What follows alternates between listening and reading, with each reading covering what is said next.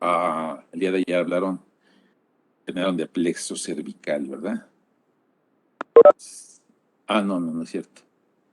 Estoy cruzado de línea. No, ustedes estamos hablando de Simpático simpático y torácico. parasimpático del tórax.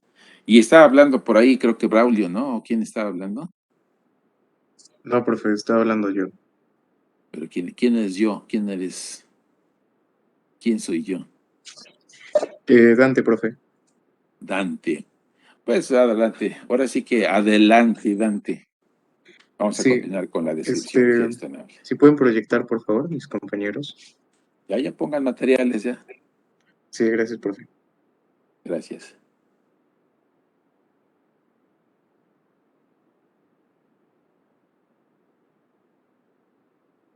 Pero estamos hablando que el sistema nervioso, ya dijeron ayer una introducción muy amplia, bueno, resumen, que es demasiado. Se habló de lo que es sistema nervioso simpático, parasimpático, que tiene efectos sistémicos, ya sea que si uno dilata, por ejemplo, la pupila, la contrae, si uno es secretor, el otro lo inhibe, si el otro acelera, el otro disminuye. De manera que se menciona que tienen efectos contrarios, que vienen siendo antagónicos, pero no son antagónicos, equilibran. Si hay mucha hiperproducción, imagínense la hipersalivación.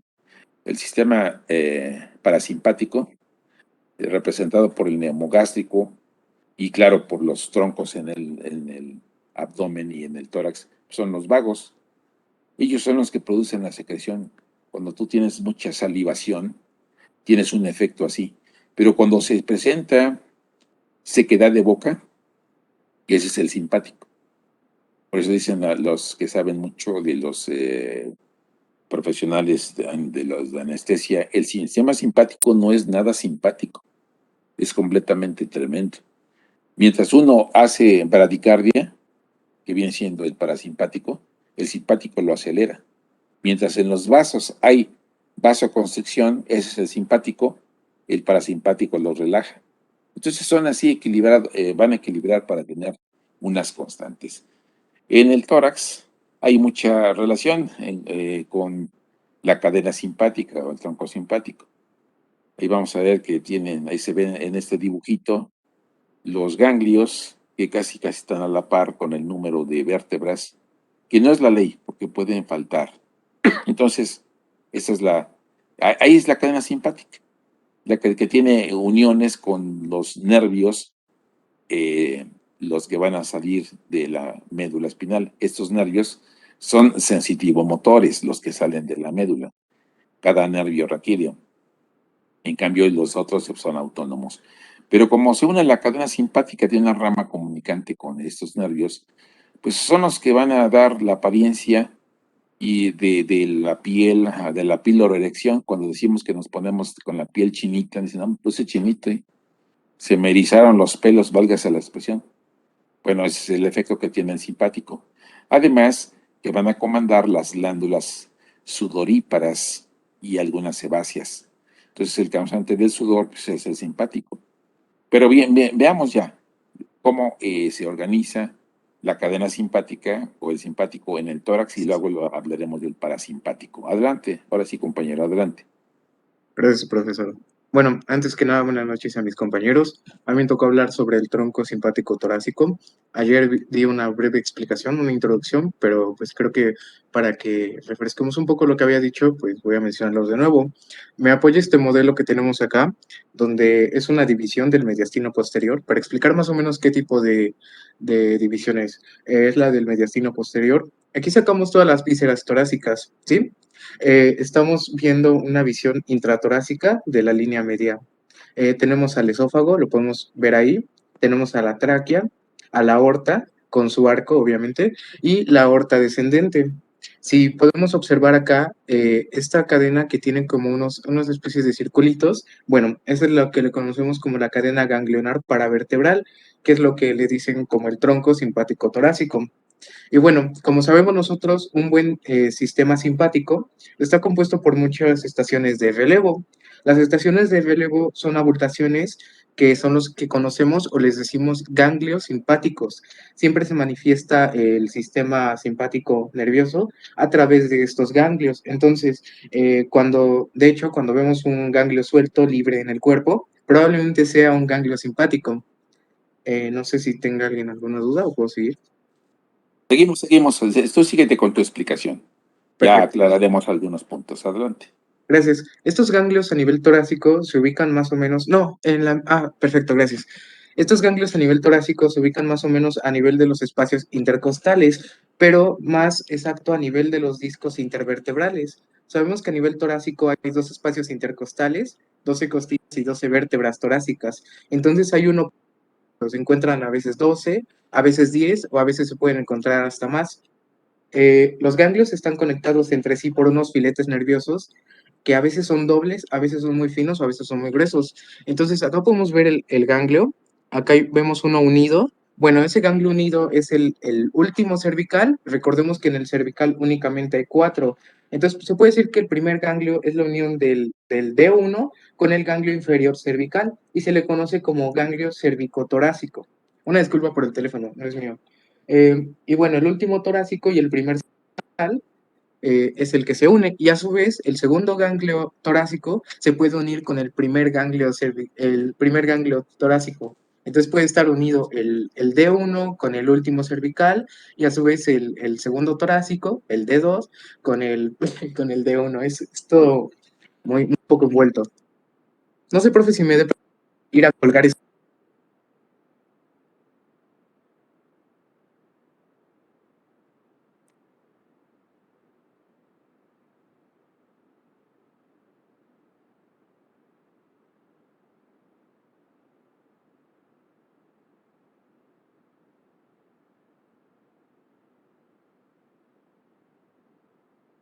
Ya, profe, una disculpa. Entonces, el D1 se fusiona con el último ganglio cervical inferior y a veces salen unidos. Se le conoce como ganglio cervicotorácico. Ahora vamos a ver la siguiente, si me la pueden pasar, por favor. La siguiente diapositiva. Gracias. Vamos a ver un poco cómo funciona el sistema. Eh, Vemos acá una división torácico-lumbar del sistema nervioso autónomo. Se le conoce como sistema nervioso autónomo. ¿Por qué se le llama así? Pues resulta que los impulsos simpáticos nacen a través a nivel encefálico, en estructuras de la corteza, como el hipotálamo, pero ellos no tienen la capacidad de emitir prolongaciones simpáticas directamente. Entonces simplemente ellos empaquetan la información simpática en la médula. Y bueno, acá podemos ver que las características que había mencionado antes de los 10 a 12 ganglios, sus fibras son preganglionares y desde sus ganglios salen fibras postganglionares para inervar estructuras del cuello y tórax. Bueno, un poco más detallado lo que había mencionado es que la médula dorsal y lumbar, en donde la sustancia gris tiene una característica especial. Un poco más adelante voy a hablar un poco más específico de la sustancia gris y blanca. Bueno, para ver un poco mejor el modelo, tiene su asta anterior y en su asta posterior y el asta intermedia lateral. Esta asta interlateral es la única en la que los segmentos de la médula torácica y lumbar no cuentan con esta característica e indican que ahí está la información simpática. Siempre que hagamos un corte de médula, lo van a ver que en ese haz interlateral significa que ese segmento probablemente saque información simpática. Esta información simpática es un nervio torácico cualquiera y esta información simpática sale de la médula a través de las raíces anteriores y de los nervios raquídeos. No sé si podemos pasar a la siguiente, por favor.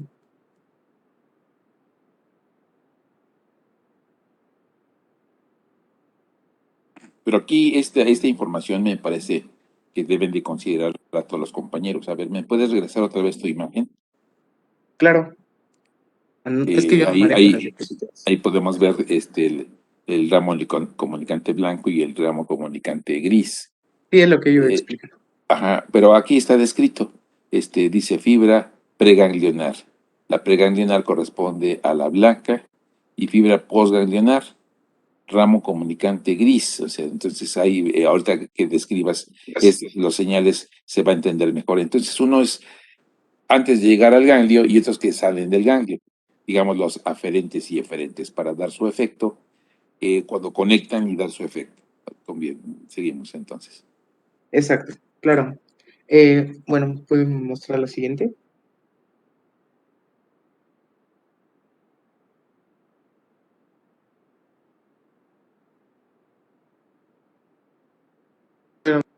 Gracias.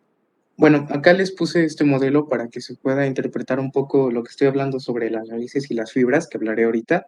Entonces, una vez que pasa la raíz anterior, esas son fibras que derivan del sistema nervioso central y toda fibra que viene del sistema nervioso central, que aún no ha tocado ningún ganglio de la cadena torácica simpática, es una fibra preganglionar, es decir, que aún no ha llegado al ganglio y que conecta el sistema nervioso central con los ganglios. Esta cadena no funciona si no recibe información del sistema nervioso central, como una observación. Estas tienen que buscar hacer sinapsis y del ganglio salir un grupo de fibras que llevan la inervación. Es decir, cuando están preganglionares, lo único que van a buscar es un ganglio para hacer ahí la sinapsis y poder continuar con la inervación y llevar la información del sistema nervioso central. Las postganglionares significa que van después del ganglio y pertenecen a las vértebras para poder llevarle la información simpática. Se originan en la médula torácica del ganglio. Del ganglio salen pues nervios que sus fibras buscan y estos nervios van a inervar el resto de la estructura. Algunos nacen del tórax y van al cuello para llevar la información simpática, como un ejemplo, ¿no? Y la formación simpática solo la tienen las médulas torácica y lumbar. Por eso es muy importante esa parte y quería recalcar un poco eso para que se diera a entender y se note la gran importancia de estos. Entonces, las fibras que comunican se les llama ramos comunicales. Pueden ser dos, tres o cuatro. Se dividen en ramos comunicantes grises y ramos comunicantes blancos. Entonces, si gustan, puedo hacer la diferencia entre los dos. Los blancos llevan justamente las fibras preganglionares. Generalmente, el más externo de todos los ramos comunicantes tiene la información preganglionar. Llegan al ganglio, hacen la mencionada sinapsis que había mencionado antes, y de ahí sale la fibra, pues, postganglionar, porque ya pasó del ganglio. Salen adelante a inervar o unirse al nervio raquídeo. Y, bueno, no sé si podemos pasar a la siguiente. Es que el esquema está bien. A ver, regrésamela. Sí, Regrésame. Es que cuando empiezo a hablar ya le cambiaron y como que veo sí, que le profe. cuesta trabajo. Pero aquí se puede ver. Entonces aquí la número 13, el número 13 es la conexión que viene del asta anterior. Y vemos que tiene dos orígenes. Por ejemplo, en médula, si se acuerdan, nosotros ya vimos médula. A nivel del cuerno lateral corresponde a las extremidades. A nivel de cuerno anterior, pues son las motoneuronas que van a dar pues un efecto propio de contracción sobre toda la parte somática. Pero aquí viaja digamos, el mensaje, el estímulo, llega y se conecta con el ganglio simpático. Ahí hay varios números, dice 12, 13 y 14. Pero ahí estamos, ya seguramente ya lo vieron. Se supone que va a llegar a nivel del 13, que viene siendo el blanco, llega el ganglio y ahora sale por el 14, que viene siendo el gris, que es el comunicante, que se va a ir a dos lugares, uno periférico, que aquí lo veo, pues no lo veo con qué número, pero está en el área del 11, y el otro que viaja en sentido medial, es decir, en sentido visceral, para poder llegar a los órganos correspondientes. Claro que depende de donde se estimule la parte simpática, pues va a viajar ese mensaje. Aún así, pues tenemos que, ahí vemos que unas vías son de llegada y otras son de salida. Cuando vemos el efecto de llegada, pues estimular el ganglio, ahí con el número 18, y luego regresar el estímulo, supongo que es por la línea azul, que llega el mismo ganglio y da la respuesta, dependiendo pues el efecto, ya sea en la estructura que se trate, si es simpático, y llega a la estructura de los vasos, pues va a ser contracción de su musculatura, si es a nivel del tubo digestivo, una relajación de la musculatura, ahí es contrario en la parte del tubo digestivo. Si es secreción, si son glándulas, disminución de la secreción. Pues sí, ya es como la síntesis que hablaron en un principio. Por eso me parece bien este esquema. Creo que hay otros, está bueno este, pero creo que hay otros mejores en donde se explica, porque nada más vemos puros números y Claro. hubiera estado ahí redactado. Pero bien, me parece bien. Seguimos, por favor. Sí, de hecho al final le tengo uno, bueno, no al final, como en la parte ya para terminar, tengo un esquema que creo que le va a gustar mucho porque explica con dibujo, básicamente, cómo es que después de salir, pues ya se va hacia las diferentes vísceras. Pero bueno, ahora para, no sé si le pueden pasar a la siguiente, por favor. Quise hacerlo un poquito como con imágenes que explicaran para que se vea mejor. Entonces, para continuar el por qué se puede unir al nervio raquídeo, antes que nada, si podemos observar el modelo, aquí se ve un poco mejor, ahí están los ganglios en forma de círculos, esos son como los circulitos, los ganglios, y ahí vemos cómo están los pre, los que van antes del ganglio, y los post. Entonces, ahora sí, continuando con la pregunta de ¿por qué se puede unir al nervio raquídeo? Porque el nervio raquídeo puede ir a los espacios intercostales que estamos viendo acá y ahí se encuentran vasos sanguíneos, piel, músculo liso, etcétera, ¿no? Lo que va del ganglio devolviendo al nervio sería la fibra postganglionar, pero en este caso sería un ramo comunicante gris, ¿sí? Entonces, la diferencia entre blanco y gris es que el blanco es una fibra que no sirve para llevar para enervar, porque no se ha encontrado su centro de relevo, que es el ganglio torácico, como ya hemos mencionado. Y una vez que sale del torácico y busca es un ramo comunicante gris, porque ya pasó del ganglio. No sé si explique bien esa parte, pero bueno, no todo posganglionar va a ser un ramo comunicante. Hay fibras posganglionares que buscan simple de una, digamos, raíz de la estructura que está cerca para enervar. Puede ser la aorta, pulmones, corazón o cualquier otra víscera, ¿no? Y pues por eso les traje este modelo. En este modelo se ve que las ramas, que son las fibras que salen adelante, ya son postganglionares, que van a inervar estructuras adyacentes a esas fibras ganglionares. Algo importante que quiero aclarar es que no necesariamente el hecho de que algunas fibras simpáticas pasen por un ganglio tienen que hacer sinapsis. A veces la fibra sale al ganglio y después asciende para hacer sinapsis. Como no ha hecho sinapsis, pues sigue siendo preganglionar, ¿no? Está un poco confuso eso, pero creo que quiero explicarlo un poco detallado por eso.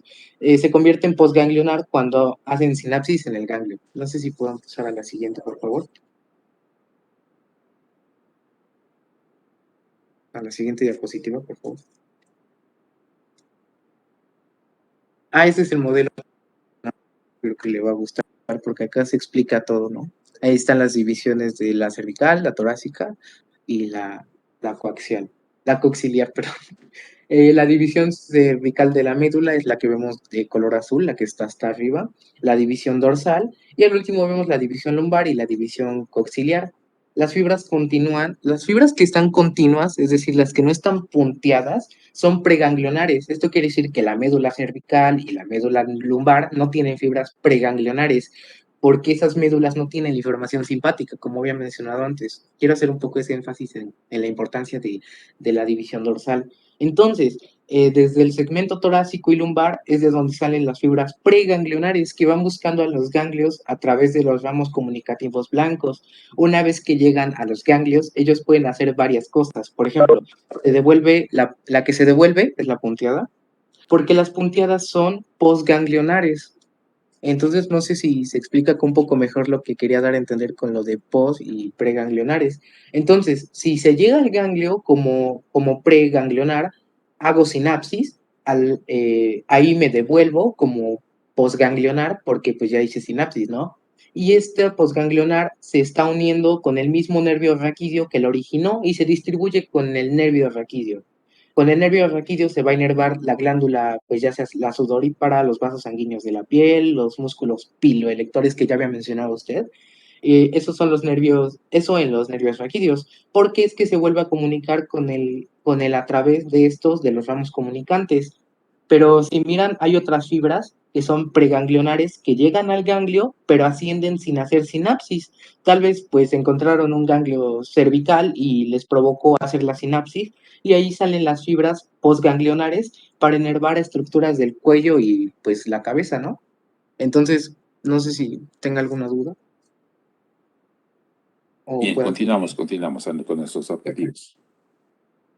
Entonces, no sé si me puedo, ya la última parte de mi presentación, no sé si haya otra diapositiva. Ujú. Perfecto. Bueno, un poco para mencionar las estructuras y los segmentos de D1, los que había mencionado al inicio, para que se ubicaran un poquito mejor. Acá podemos ver el mismo modelo que habíamos utilizado, nada más que acá ya está detallado que las estructuras del cuello y la cabeza van del segmento D1 al segmento D2, los corazón y vasos coronarios van del segmento D4 a D6, los bronquios y vasos pulmonares van del segmento D4 a D6, la aorta del segmento D1 a D3, el esófago de los segmentos dorsales medios e inferiores, y la pared torácica y dorso son todos los segmentos torácicos. Entonces, algo importante es que la parte torácica no hay ganglios sueltos, todos están unidos a través de la cadena simpática. El simpático tiene funciones depende del órgano. Por ejemplo, el corazón, pues aumenta la frecuencia cardíaca, la fuerza de contracción, el tiempo entre la recuperación de una célula y otra. Y a nivel bronquial, por ejemplo, los dilata a nivel arterial. Entonces, esto era una nota importante. Y ya, bueno, así es como concluye. No sé si haya otra, creo que agregué otra parte de esta. Es que intenté un poco explicar. Y listo. Y las partes finales del tronco simpático torácico. Esto sí me costó un poquito, pero a ver si lo puedo explicar bien. Son las ramas viscerales que van hacia el abdomen, nervios esplácnicos torácicos. La verdad yo no entendía cuando me decían nervios esplácnicos torácicos y por eso puse que son las que van hacia el abdomen. Se dividen en nervio esplácnico mayor, nervio esplácnico menor, nervio esplácnico inferior, es decir, el de hasta abajo. Y buscan hacer sinapsis en los ganglios que se encuentren a nivel abdominal para que de ellos salgan las fibras postgangliares que van a ir en estructuras que ellos inervan. Entonces, Claro, resulta que los nervios esplácnicos, el mayor, el menor y el himo, dependiendo el más grande, eh, el más largo, uno menos largo, que es el menor, y el himo, que a veces no está, son los esplácnicos. Esplagnología, la esplagnología es la rama de la anatomía que se encarga del estudio de las vísceras. Es lo que quiere decir esplagno. claro. Por lo Y ya como... tanto, por lo tanto, pues veremos cuál es la propiedad. Al llegar al área, pues, de inervación de la parte abdominal, porque son nervios torácicos, pero que se van a unir al abdomen, que van a llegar al abdomen. Entonces, Claro, esos nervios se van a unir a un plexo, que se llama el plexo solar, y el plexo solar se encarga de la inervación de las vísceras del abdomen. Bueno, esos son los nervios esplácnicos. Y ya les aclaré qué es la esplagnología. claro. Entonces ya Seguimos. como general, pues esta es la función del tronco simpático torácico. ¿Y por qué abarca las vísceras? Porque pues recordamos que el simpático se encarga de manejar las cosas que nosotros no podamos mover, eh, digamos, voluntariamente, o que no podemos controlar a voluntad. Entonces eso sería todo de mi parte. No sé si quiera usted agregar alguna otra cosa para No, pues ya concluir. está. Prácticamente el tema era así, de pequeñas ramitas cercanas del simpático a los órganos que comentabas. Entonces, Tienen a los órganos torácicos, pero los mayores, los troncos mayores, son los esplácnicos. Y esto representa la parte descriptiva del simpático en tórax. Bien, seguimos, por favor. sí, entonces eso sería todo de mi parte. Los dejo con mi compañero Adrián y un gusto.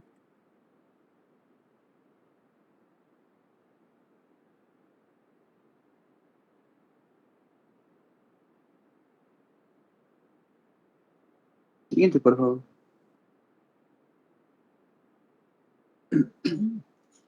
Bueno, buenas noches a todos.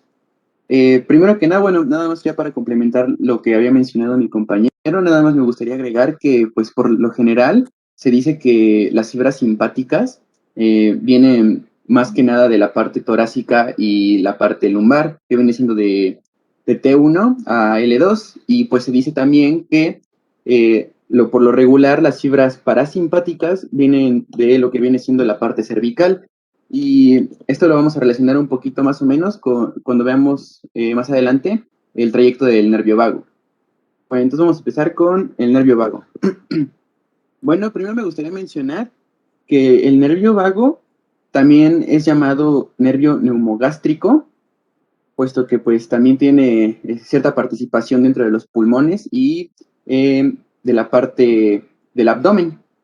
Entonces, primero que nada, ese se considera que es el nervio más largo de todo el cuerpo, de acuerdo a diversos autores, y pues su nombre viene haciendo referencia, por así decirlo, a un vagabundo, ya que pues se encuentra, por decirlo, vagando por todas las partes del cuerpo. Bueno, no todas, pero la mayoría.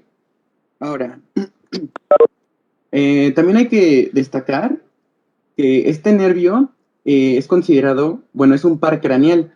Un par craneal son 12 que vienen siendo nervios que van a surgir directamente del cerebro o a nivel del tronco del encéfalo, lo que viene siendo la médula oblongada o el bulbo raquídeo. Siguiente, por favor.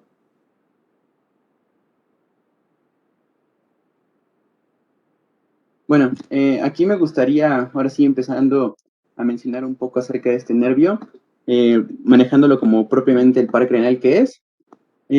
Este nervio corresponde precisamente al par craneal número 10 y dentro de su inervación se va a encargar de mandar fibras parasimpáticas a lo que viene siendo el corazón, el esófago, estómago, intestino delgado, hígado, la mitad proximal del colon, vesícula biliar y páncreas. Y bueno, acá sí puede identificar con el número 10, que es el color rojo. Como pueden ver, pues ahí se está originando el nervio vago. Y pues acá tenemos, por ejemplo, otra de las acciones que realiza, que es controlar los músculos y glándulas, como ya había mencionado el doctor, acerca de la secreción glandular. También va a controlar, por ejemplo, la peristalsis, que viene siendo los movimientos que realiza el intestino para el transporte de, pues, por ejemplo, el bolo alimenticio o los desechos del mismo. También participa en la fonación, en el gusto, en la sensibilidad a nivel visceral, en general de la cabeza, tórax y abdomen. Bueno, también dentro de este par craneal, pues surge de la médula oblongada y de ahí pues se va a distribuir a la cabeza, cuello, tórax y va a llegar al abdomen. Siguiente, por favor.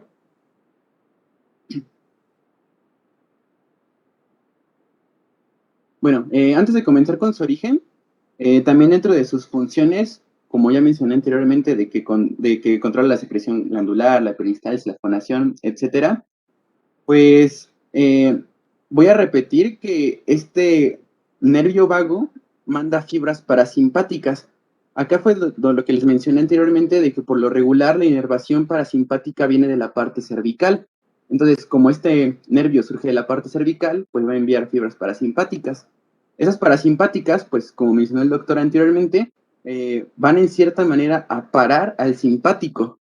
En este caso, supongamos, el simpático, cuando están en una situación, supongamos, de un asalto, pues se acelera el ritmo cardíaco. Este parasimpático se va a encargar de regularlo. Entonces, este nervio, por lo regular, es muy importante ya que se asocia mucho a la relajación, la recuperación y la regulación precisamente de la frecuencia cardíaca y respiratoria. Y ahora sí, empezando con el origen, de acuerdo a diversos autores, bueno, se dice que su origen son dos, pero bueno, prácticamente viene siendo el mismo, nada más que dividido de acuerdo a las diferentes regiones. Por ejemplo, tenemos el real y el aparente. ¿Cuál es la diferencia de estos dos? Bueno, la diferencia es que el aparente nada más se dice que de ahí surge porque es el lugar por donde salen sus fibras, pero el real es desde donde se originan. Ahorita en la siguiente imagen van a comprender un poquito más. Dentro del real tenemos fibras con funciones somáticas y motoras que van a estar muy cercanos al nervio glosofaringio en el núcleo ambiguo. Ahorita en la siguiente imagen se los voy a mostrar. También van a nacer fibras con funciones sensitivas del ganglio yugular y plexiforme, que también los vamos a describir más adelante, y fibras con función vegetativa que parten del núcleo dorsal. Y dentro del aparente son, pues, aquí ya no lo dividimos, aquí ya englobamos a todas las fibras, que son las somáticas, las motoras, sensitivas y vegetativas, que van a venir de la parte posterior de la médula oblongada. Siguiente imagen, por favor.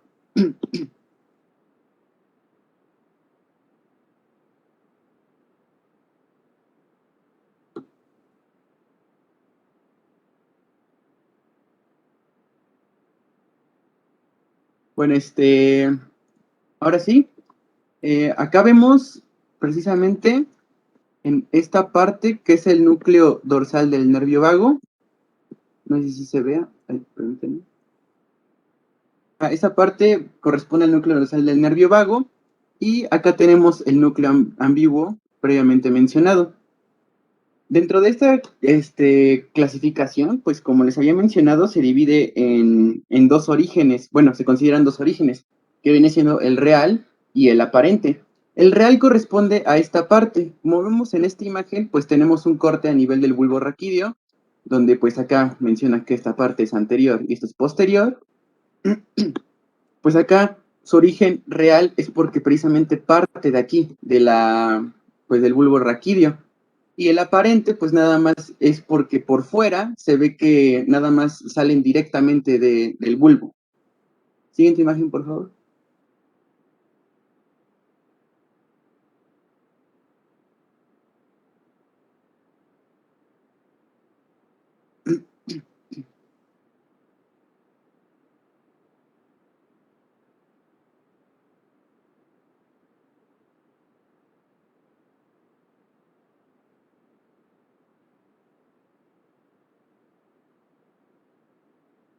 Bueno, ahora sí vamos a empezar con su trayecto.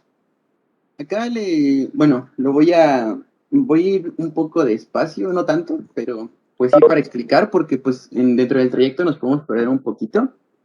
Entonces, bueno, comenzando con su trayecto, primero, este nervio, pues como mencionamos, va a salir del bulbo raquídeo, pero para poder incorporarse a la parte cervical, va a salir por lo que se le conoce como el agujero rasgado posterior, que ya había mencionado, me parece que ayer el doctor, que viene siendo, bueno, también se le conoce, perdón, como, ahí se me olvida el nombre, perdón,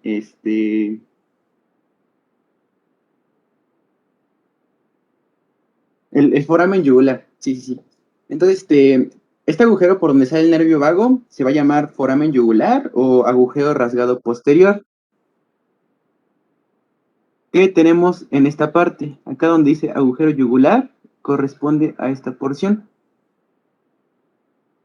Entonces, le puedes pasar a la siguiente imagen. Ahí tenemos, bueno, acá tenemos una vista superior, pero en la siguiente vamos a tener una vista inferior. Acá. En esta parte, pues acá tenemos el foramen yugular. Entonces, por esta parte es que va a salir el nervio vago para de ahí incorporarse lateralmente, haciendo esta trayectoria. Y de ahí, pues va a sacar los distintos ganglios que posee. Ahora sí, siguiente imagen, por favor. Bueno, esto es en cuanto a su parte de origen. Y ahora sí vamos a describir la trayectoria propiamente.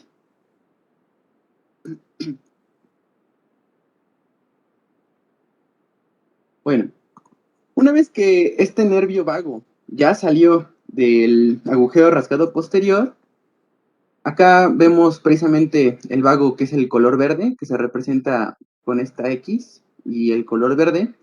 Como vemos, va a ir descendiendo hasta conectarse con otros nervios que vienen siendo de pues otros pares craneales y se van a juntar en estos ganglios, que viene siendo el ganglio superior, también llamado yugular, y el ganglio inferior, también llamado nodoso.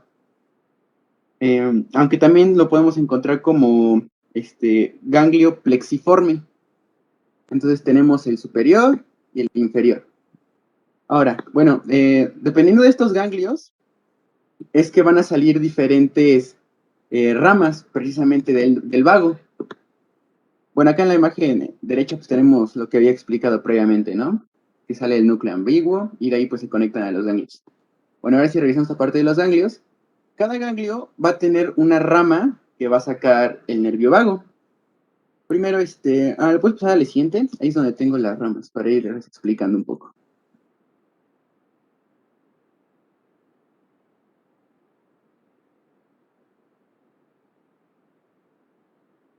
Bueno, ahora sí. Bueno, acá tenemos una imagen que pues está bien, donde se pueden apreciar bien. Ahora, en esta parte que les voy a poner de rojo, acá tenemos lo que viene siendo el ganglio superior y pues inmediatamente abajo tenemos el ganglio inferior. Entonces, estos dos ganglios, cada uno va a sacar ramas. Primero vamos a empezar con el superior, que también es llamado yugular, recuerden eso. Bueno, el ganglio superior, primero que nada, va a sacar dos ramos importantes, que viene siendo la rama meningea, que corresponde a esta parte, esta pequeña rama que se ve acá, la que le acabo de marcar, la rama meningea, y también va a sacar la rama auricular, que vemos de esta parte, ¿sí? Bueno, esto de acuerdo a su nombre, pues la rama meningea, primero que nada, de cuando sale este nervio vago, pues este va a regresar por el agujero rasgado posterior, otra vez, y se va a dirigir precisamente a inervar a las meninges que van a recubrir el encéfalo. En cuanto a la rama auricular, pues acá tenemos una imagen, va a inervar parte del conducto auditivo externo y también parte del tímpano. Acá es donde comienza pues con su participación, ¿no? Ahora, eso es en cuanto al superior o yugular. En cuanto al inferior, también llamado plexiforme o nodoso, va a sacar otras ramas que también son muy importantes. Primero que nada, va a sacar las ramas faringeas, que vemos en esta parte, que pues precisamente se dirigen a parte de la faringe. Esta rama faringea va a inervar a músculos faringeos, excepto uno llamado estilofaringio. Y también va a inervar a músculos del paladar blando, que, bueno, el paladar blando es aquella zona que, si ustedes sienten con su lengua o con su dedo adentro, hacia arriba del paladar, la parte durita es el paladar duro y la parte de atrás se le conoce como paladar blando. Bueno, entonces también va a inervar músculos del paladar blando, exceptuando uno conocido como peristafilino externo, también llamado como tensor del velo del paladar. Bueno, esta rama faringea va también a participar en conjunto con otro par craneal que es el glosofaringio, precisamente para dar ramas y formar lo que se le conoce como el plexo faringio. Plexo es nada más un conjunto de nervios que forman una red. Bueno, eso fue en cuanto a la parte faringea. Ahora, también esta parte de el nodoso, ¿sí? Este ganglio nodoso o inferior, también va a sacar el nervio laringio superior. El nervio laringio superior es este que vemos hacia acá abajo, que se va a dividir en dos, precisamente. A ver si ya se marcó. Ok. Sí, se va a dividir en dos. Primero que nada, a ver, déjenme cambiar de color. Ajá. Van a llegar acá estos dos. En el color azul. Bueno, nervio laringio superior se divide en dos, en una parte interna y una parte externa, donde la parte interna va a ser sensitiva y la externa va a ser motora. A esto también se me olvidó mencionarles, perdón. Dentro de los pares craneales se considera que, bueno, los nervios que surgen pueden tener funciones sensitivas, motoras o ambas, que en este caso serían mixtas, como es el caso del nervio vago, que entonces da sensitivas y motoras. Obviamente va a ser dependiendo de la región. Acá, como vemos, entonces a nivel del nervio laringio superior va a dar una interna que es sensitiva y una externa que es motora. El interno, que corresponde al que está más arriba, va a inervar a la mucosa faringea, que viene siendo la parte de la raíz lingual y las cuerdas vocales. Mientras que la externa, como les mencioné, tiene una función motora, va a ayudar a inervar al músculo constrictor inferior de la faringe y el cricotiroideo. El cricotiroideo es el pequeño músculo que se ve aquí. Ajá, y pues acá también viene el músculo constrictor inferior de la faringe. Si pueden seguir con con las imágenes. A ver, Adrián, con el mejor deseo de que enseñes tus esquemas. No, no se ven para nada los músculos que tú estás diciendo. Los puedes señalar nombrarlos, pero para nada se ven esos músculos porque son muy pequeños, pero la descripción está bien. Continuamos con tu descripción. Ok, perdón. Bueno, entonces, ahora sí continuamos. Bueno, y finalmente también este ganglio inferior va a sacar una tercera rama que nada más van a ser las ramas carotidias, que precisamente, como lo dice su nombre, pues se van a dirigir hacia la carótida, que viene siendo, ay, permítanme, esta parte, ay, perdón, tenía la goma. Esta parte de aquí. Bien, seguimos. Pues, Sí, sí, las carótidas ya sabemos más o menos por dónde están al haber acercado estructuras del cuello y del tórax. Sí, continuamos. ok. Sí, Bueno, estamos entendiendo que el nervio vago, después de salir de la base de cráneo, se divide en ramas que van a estar dando efectos. Vemos desde la parte auditiva, de la parte de la laringe, de la parte de la faringe, la parte de los vasos del cuello. Bien, continuamos. sí. Bueno, y ahora viene la parte, pues ya que tiene su participación a nivel del tórax y abdomen. Entonces, este mismo nervio vago va a continuar su Perdón, descenso por esta parte, seguimos. que es el que acabo de marcar. Va a continuar su descenso hacia abajo, precisamente. Bueno, acá se los menciono, pero ahorita en el simulador se los voy a mostrar con más detalle. El nervio vago en sí, en su trayectoria hacia la parte del tórax, va hacia posterior de lo que viene siendo la carótida y la vena yugular interna. Como mencioné ahorita, se los voy a mostrar mejor en el simulador. Baja y de ahí pues va a pasar por enfrente de las arterias subclavias. En su descenso va a sacar unas ramas precisamente que van a ir dirigidas hacia el corazón y son ramas cardíacas, ¿sí? Esas surgen a partir del cuello, esto pues no lo tienen que olvidar. Entonces vienen siendo estas partes que salen de aquí, van a salir precisamente de la parte del cuello para dirigirse hacia el tórax. Y gracias a estas ramas se va a formar lo que conocemos como el plexo cardíaco. El plexo cardíaco y también parte de estas ramas van a dar lo que es el plexo pulmonar. Bueno, también otra rama que pues ya creo que la mayoría conocemos es lo que viene siendo el nervio laríngeo recurrente, tanto pues derecho como izquierdo, que ahorita igual en el simulador se los voy a mencionar porque tienen una trayectoria diferente. Entonces, bueno, ya para terminar esta parte de esta imagen, vemos que precisamente mencionar que el nervio vago izquierdo se va a hacer anterior, mientras que el derecho se va a hacer posterior al esófago. Entonces, como vemos acá, pues tenemos en esta parte lo que viene siendo el nervio vago izquierdo, como mencioné, que se hace anterior, precisamente para formar lo que se le conoce como el plexo esofágico. ¿Sí?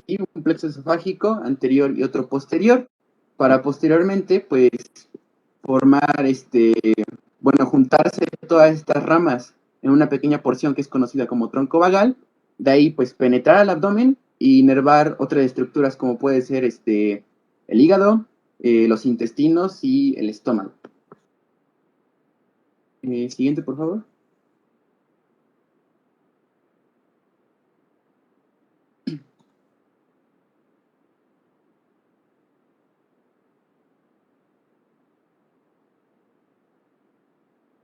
Tenemos una imagen de lo que les quería explicar.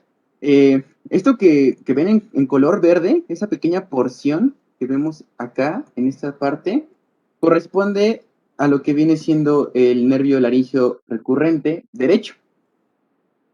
Esta parte pues viene siendo el nervio vago y como pueden ver, acá hay que diferenciar las características anatómicas. Del lado derecho, el nervio laríngeo recurrente pasa por abajo de la subclavia, pasa por debajo y después se va a volver lateral a la tráquea. Mientras que el del lado izquierdo, pues sigue descendiendo. En su descenso, aquí va a pasar precisamente es esta pequeña porción que está aquí, va a pasar por debajo del callado de la aorta. Pasando por debajo del callado de la aorta, igual, al igual que el derecho, se va a volver lateral a la tráquea.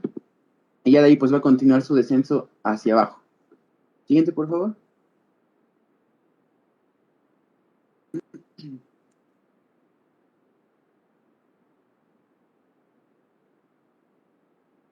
Bueno, ahorita ya le mostramos de una vez la bibliografía, porque como vamos a pasar al simulador, pues esto ya no es parte de las diapositivas. ¿Qué tanto te tardas en tu simulador? Pues no mucho, creo. Como unos 5 minutos, yo creo, profe. A ver, seguimos entonces. Permítame, le comparto. Bueno, rápidamente para poder observar el trayecto. Lo que pasa es que el simpático, ahora entendemos por dónde viaja, por dónde viene, especialmente a nivel de los vasos. Ya dijo aquí nuestro compañero dos preguntas, a partir de dónde y dónde hace su vuelta o de regreso. Se llaman nervios recurrentes porque recurren o regresan. ¿A qué nivel se vuelve recurrente derecho y a qué nivel el izquierdo? Acaban de hablar, del primero fue de subclavio y la segunda del callado órtico. ¿Qué destino tiene los nervios recurrentes?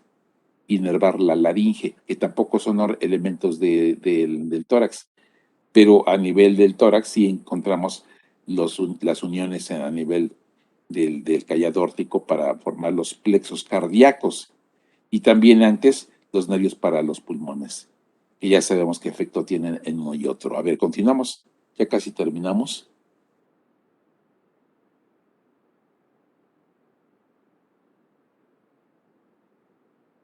De una vez como comercial, el día de mañana no los voy a poder ver, nos vamos a conectar el día viernes. El día viernes vamos a terminar nuestro tema y el día lunes es tu evaluación. Ya te lo venía anunciando. Pues, pero depende cómo se vayan tardando, porque entonces vamos a acelerar. Eso ya debía haber sido una explicación mejor que en los dibujos. Pero a ver, ¿qué más vamos a hablar? Sí, ya nada más rápido para explicar su trayecto rápido y ya la parte del abdomen. ¿Ya sabe? ¿Sí? ¿Todo bien? En abdomen no nos vamos a detener porque, es decir, no nos interesa abdomen por ahora. Se va a unir los vagos, el derecho se une igual que los esplácnicos al plexo solar. El izquierdo termina inervando, dando ramas al estómago y unas que proyectan hacia la zona de los vasos. Pero eso ya sería en abdomen, ya no, por ahí ya no vamos a entrar. A ver, ¿qué más vamos a decir aquí? Sí, bueno, aquí, como les había mencionado, pues, bueno, acá se cortó, pero aquí debería estar lo que viene siendo el bulbo raquídeo. Acá vemos el primer ganglio, que es el ganglio superior o yugular, y aquí en esta parte tenemos el ganglio inferior o Sí. nodoso, y ya como vemos, pues, el vago va a tener un trayecto hacia abajo. Aquí corresponde a lo que viene siendo la vena yugular interna y la carótida común, bueno, que en este caso sería la parte de la carótida interna. Recordemos que se divide en dos, en la interna y en la externa. Y pues acá tenemos propiamente el nervio vago, que va a ir hacia abajo, precisamente. Permítame tantito. Si vemos en esta parte, es posible apreciar que el nervio vago se vuelve precisamente posterior a lo que vienen siendo la carótida y la vena yugular. Se Eso va que a ir hacia abajo. ¿Mande? eso que mencionas es el paquete mayor del cuello. Sí, forma precisamente parte del paquete vascular a nivel del cuello. Ahora, bueno, aquí un poquito más abajo vemos precisamente cómo el lado derecho pasa, bueno, aquí ya la carótida se va a volver posterior y sigue siendo anterior. Y acá, como vemos, va a sacar lo que viene siendo la parte del nervio laríngeo recurrente derecho. Como había mencionado, pues pasa por debajo de la subclavia. En cuanto a la parte izquierda, pues vemos que igual su trayecto va a ser el mismo, nada más que acá, pues como vemos, pasa por debajo del arco aórtico, acá está, y pues en esta parte, permítanme, en esta parte va a sacar lo que viene siendo el anillo, ay, perdón, me lo perdí. Bueno, saca el anillo recurrente de del lado derecho, ¿sí? Al pasar por debajo de acá. Como mencioné antes también, va a sacar las ramas cardíacas que van a llegar aquí enfrente para formar lo que se conoce como el plexo cardíaco. Y también vamos a tener a este nivel lo que viene siendo, que es el laringe, perdón. Y acá tenemos lo que viene siendo la parte también del plexo pulmonar.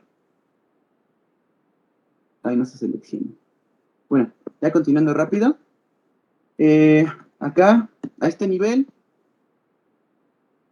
Bien, la vamos a dejar acá. Vamos a seguir el viernes. Es cuando mucho 10 minutitos en tu clase, cuando mucho. Compañeros de linfáticos del tórax, los 50 minutos, porque vamos a hacer un resumen. Vamos a hablar de los linfáticos, a lo mejor hasta terminamos antes, pero tu simulador está bueno, no podemos dejarlo pasar.